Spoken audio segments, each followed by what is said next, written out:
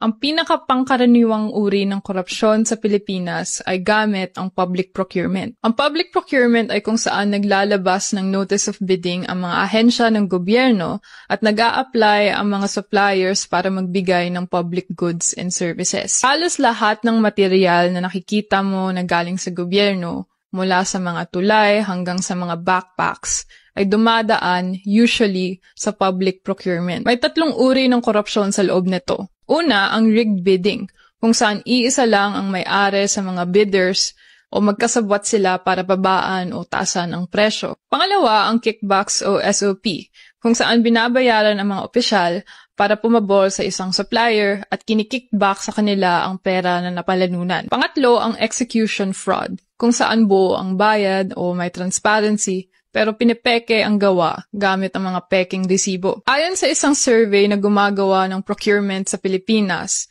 66% ang nagsabi na iisa lang ang may-ari ng mga bidders at 72% naman ay nagsabi na may koneksyon ang mga opisyal dito. Dati, ang pinakamababang presyo ang palaging nananalo sa procurement. Pero noong 2024, naglabas ng bagong batas kung saan isinama na ang kalidad at expertise at gagamitin ang electronic systems. Pero kahit na maganda ang batas na ito, hindi pa rin ito garantiya na laban sa korupsyon. Lalo na kung kontrolado pa rin ng mga iisang grupo ang bidding. Ano po sa tingin nyo? Paano mas magiging malinis ang procurement?